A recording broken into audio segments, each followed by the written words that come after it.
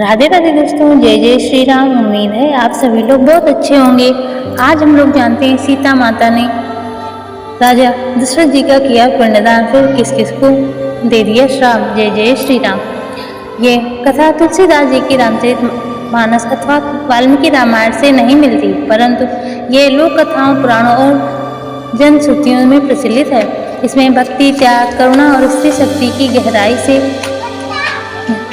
झलक मिलती है।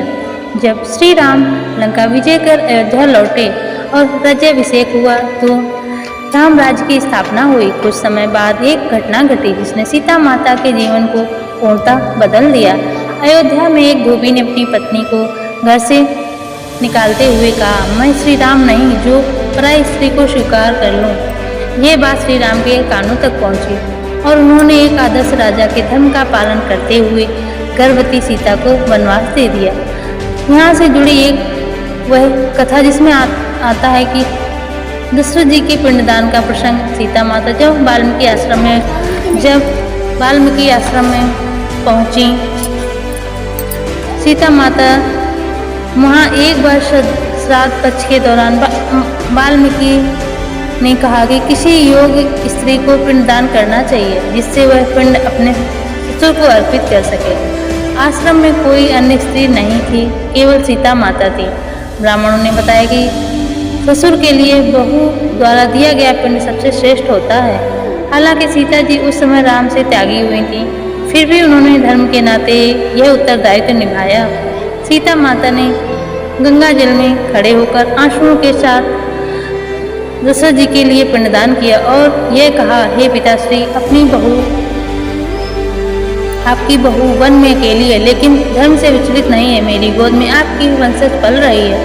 यदि मेरी निष्ठा सच्ची हो तो आप पिंड स्वीकार करें। उस क्षण आकाश से पुष्प वर्षा हुई, गंगा जल हलचल करने लगा और दिव्य वाणी सुनाई दी, सीते, तेरा पिंडदान स्वीकार है। तू सच्ची धर्म पत्नी और धर्मपरायण स्त्री है। यह चमत्कार को देखकर ऋषियों ने कहा, इतिहास में पहली बार किसी स्त्री ने इस तरह पिंडदान कर दिव्य स्वीकृति प्रदान की है। अब आता है श्राप का प्रसंग। पिंडदान के कुछ समय बाद जब सीता जी के पुत्र लव और कुश बड़े हो रहे थे, तब एक दिन उन्होंने राम के अश्वमेध यज्ञ का अस्त्र पकड़ा। उस युद्ध में लव कुश ने राम की समस्त सेना को पराजित किया। ये देखकर स्वयं श्री राम वहाँ आए। दोनों पक्षों में संवाद हुआ और अंत में जब सीता जी को बुलाया गया तो उन्होंने समस्त ऋषियों और जनता के सामने अपनी पवित्रता की अंतिम परीक्षा देने का निर्णय लिया।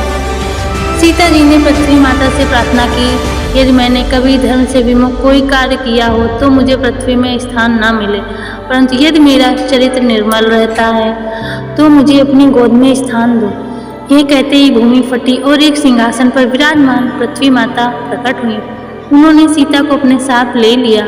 इस घटना से पहले सीता ने समाज को संबोधित करते हुए कहा था, हे समाज, तुमने मेरे शुद्ध चरित्र को नहीं समझा। तुमने राजा से प्रश्न नहीं किया, एक स्त्री को त्यागने का विरोध नहीं किया। इसलिए मैं तुम्हें श्राप देती हूँ। जब जब कोई नारी अपमानित होगी तुम खामोश रहोगे और उसी खामोशी के कारण तुम्हारा पतन होगा। जिस समाज में स्त्री को न्याय ना मिले वह समाज कभी सुखी नहीं रह सकता। यह श्राप न केवल उस समय के समाज के लिए था, बल्कि आज भी जब जब स्त्री के साथ अन्याय होता है तब सीता का यह श्राप सत्य प्रतीत होता है। यह कथा केवल पिंडदान का श्राप नहीं है, यह त्याग, धर्म, न्याय और स्त्री की शक्ति की अमर गाथा है। सीता माता ने अपने जीवन को यह सिद्ध कर दिया कि वह केवल एक पत्नी नहीं बल्कि एक आदर्श स्त्री, एक धर्मनिष्ठ, साध्वी और आत्मबल से परिपूर्ण देवी थी। जय जय श्री राम। उम्मीद है दोस्तों ये कहानी, ये जानकारी आप लोगों को अच्छी लगी होगी। अगर अच्छी लगी दोस्तों तो प्लीज़ वीडियो लाइक करें, शेयर करें, सब्सक्राइब करें। सुनने के लिए धन्यवाद दोस्तों। जय जय श्री राम। प्रभु जी अपना आशीर्वाद सभी सुनने वालों पर बनाए रखें।